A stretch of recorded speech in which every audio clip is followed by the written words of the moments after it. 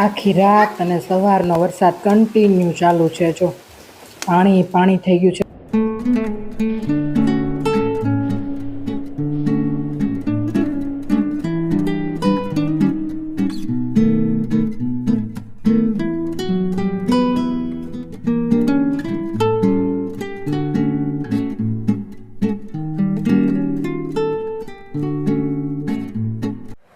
Hello, good morning. કેમ છો બધાએ? જય Shri Krishna. Welcome back to a new vlog. I hope કે બધા ખુશ હશો, મજામાં હશો અને વરસાદ બધાને ત્યાં આવશે. અત્યારે ફૂલ વરસાદ છે. આજે થોડું સારું છે, પણ 2-3 દિવસથી ખૂબ જ હતો. તો અમે જે વધેલી રોટલીમાંથી મસ્ત બારડોલી સ્ટાઇલના ક્રિસ્પી પાત્રા બનાવ્યા. એક વખત જો રોટલી વધી હોય ને તો ટ્રાય કરજો, બહુ જ મસ્ત બને છે. અને આના પહેલાં એકવાર મારે પુડલાનું ખીરું વધ્યું હતું ને, તો એમાં મેં થોડોક ચણાનો લોટ નાખીને ઘાટું કરી અને એમાંથી બી બનાવ્યા હતા. એ બી બહુ ફાઇન થયા હતા. ક્યારેક એવું ખીરું વધ્યું હોય ને રોટલી વધી હોય ને તો પણ આવી રીતે ટ્રાય કરી ને વેસ્ટમાંથી બેસ્ટ પણ બહુ જ મસ્ત બને છે.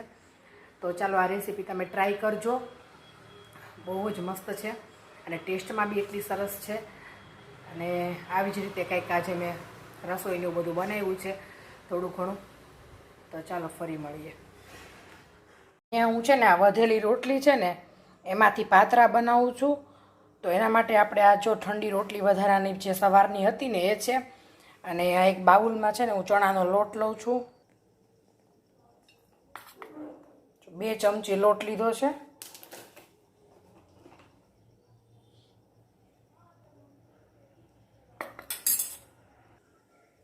એમાં થોડું પાણી નાખી અને એકદમ સરસ રીતે ફેટી લેવાનો છે. એકદમ સ્મૂથ પેસ્ટ બનાવી દેવાની છે.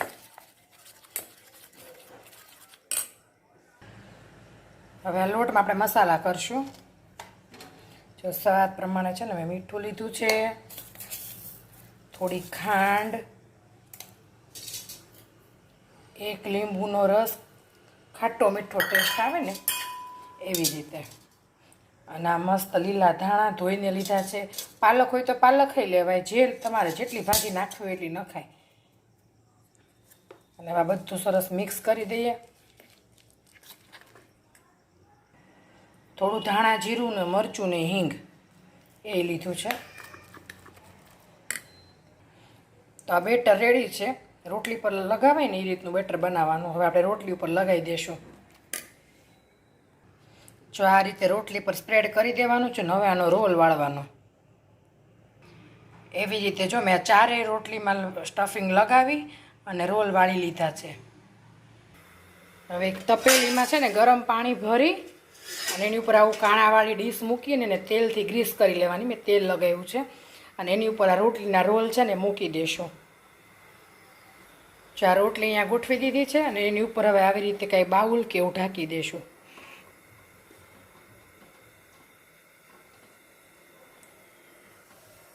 જો આવી રીતે ઢાંકી દીધું છે ને હવે એને એમાં સ્ટીમ થવા દઈશું આપણે. જો આ સરસ બફાઈ ગયા છે. સરસ. હવે છે ને ચેક કરી લેવાનું કે આ સરખા થઈ ગયા છે, અંદરથી બફાઈ ગયા છે. જો આ છરી એકદમ ક્લીન નીકળી ને એટલે અંદર સરસ બફાઈ ગયા છે. હવે આપણે ગેસ બંધ કરી અને થોડીક વાર ઠંડા થવા દઈશું. હવે આ ઠંડા થઈ ગયા છે ને આપણે એને કટ કરી નાખશું. સરસ થોડા મોટા પીસ કરવાના.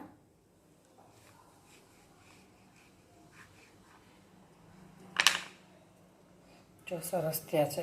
હવે બધા આવી રીતે બધાને આપણે કટ કરી નાખશું.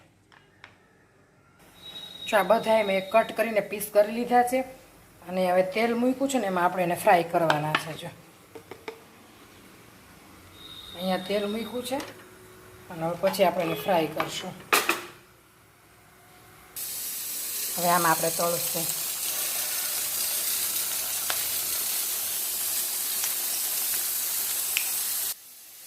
જો અહીંયા સરસ ફ્રાય થઈ ગયા છે. આવા ફ્રાય કરવાના છે.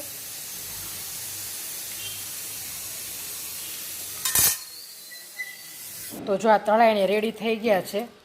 બારડોલી સ્ટાઇલ ક્રિસ્પી પાત્રા વધેલી રોટલીમાંથી એકદમ ક્રિસ્પી છે. જો એકદમ ક્રિસ્પી. તો આ ખજૂર આંબલીની ચટણી જોડે બહુ ટેસ્ટી લાગશે. થોડુંક આમ સરખું વાતાવરણ હોય ને એટલે આપણને એમ થાય કે આપણે કપડાં બહાર સૂકવી દઈએ, જલ્દી સુકાઈ જાય. સ્પિન કરેલા તો હોય જ, પણ ત્યાં પાછું જે નાખ્યા ત્યાં ઝરમર ઝરમર ચાલુ થયું તો પાછા આવે આ બધા લીધા. હવે આ બધા સ્ટેન્ડમાં નાખીશું. આ બધી લેડીઝોને આ જ પ્રોબ્લેમ હોય, થોડુંક ખુલ્લું દેખાય ને આપણને એટલે આપણને એમ થાય કે જલ્દી સુકાઈ જાય ને તો કરીએ. પણ હવે જો પાછું હવે સ્ટેન્ડમાં થોડાક છે ને લઈ લઉં ને કાલના સુકાય છે અને બીજા બધા હવે હું આ સ્ટેન્ડમાં નાખું. જો આ કપડાં છે ને હવે બધા સ્ટેન્ડમાં સૂકવી દઉં.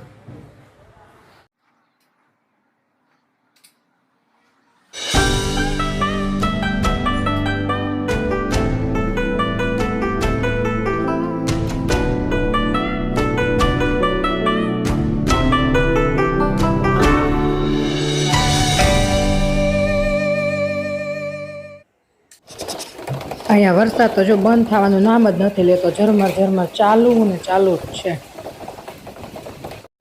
બહાર છે ને ઝરમર ઝરમર સરસ વરસાદ આવે છે અને વરસાદમાં બધા તો ભજીયા બનાવીને થાક્યા છે. હવે અમે થાક્યા છીએ ભજીયા બનાવીને, એટલા ભજીયા ખાધા ને વરસાદમાં. તો હવે મને આ છે ને વરસાદમાં ગરમ ગરમ સુરતી લોચો ખાવાની ઈચ્છા થઈ ગઈ. તો આ છે ને સુરતી લોચો ગરમ ગરમ વરસાદમાં ખાઈએ છીએ, જે અહીંયા બની ગયો છે.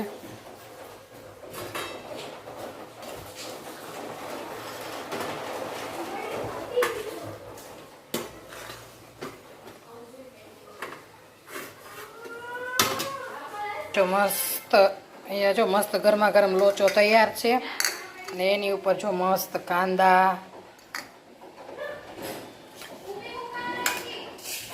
ઝીણી સેવ,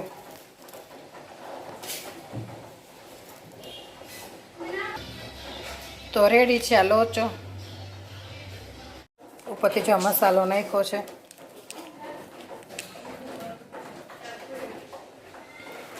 તો ગરમા ગરમ લોચો તૈયાર છે.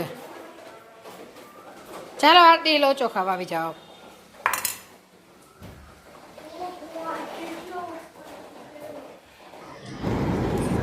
અને આ જો મારા અંકલેશ્વરમાં છે વરસાદનું પાણી અને આ વરસાદ કેટલું પાણી ભરાણું છે બધી જગ્યાએ. તમને પાણી જ દેખાય નતું, એટલું પાણી ભરાણું છે. 6:30 થયા છે સાંજના અને વરસાદ તો ઊભું રહેવાનું નામ જ નથી રહેતો, એટલો સખત વરસાદ ચાલુ જ છે.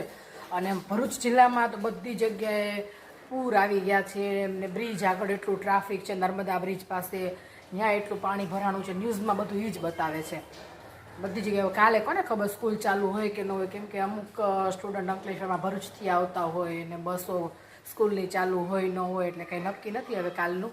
એટલે વરસાદ ખૂબ જ છે, એટલો છે. અમારે તો અહીંયા એક ખાડી છે ને પેલી આંબલા ખાડી, ત્યાં તો ઘોડાય તણાઈ ગયા છે, એટલો વરસાદ છે.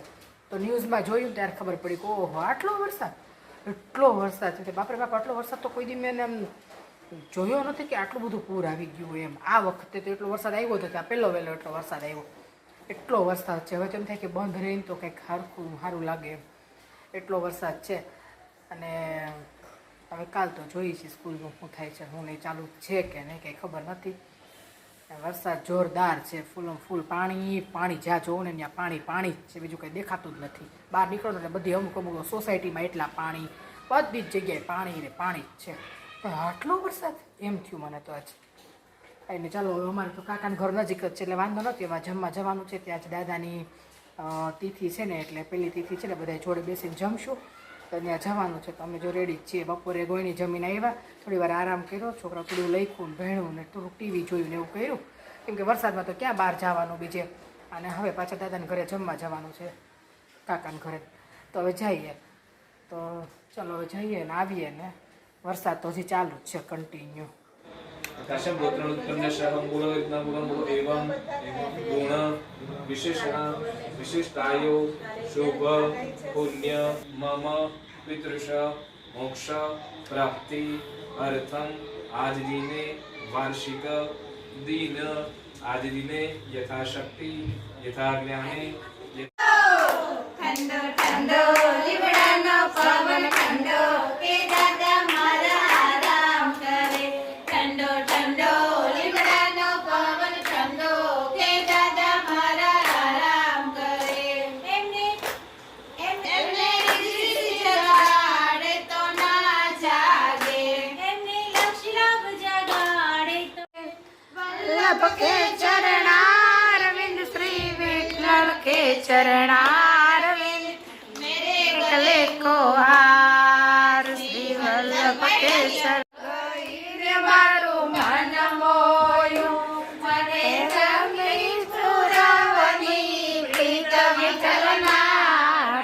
આવો તે રંગ મને સીધ લગાડો આવો તે રંગ મને સીધ લગાડો મને ભૂલાયાને તારો લાગ્યો. વિડીયો પસંદ આવ્યો હોય તો લાઈક કરજો, શેર કરજો, સબસ્ક્રાઈબ કરજો. ફરી મળીશું નવા કન્ટેન્ટ સાથે. ત્યાં સુધી બધાને જય શ્રી કૃષ્ણ, જય Swaminarayan. Thank you for watching.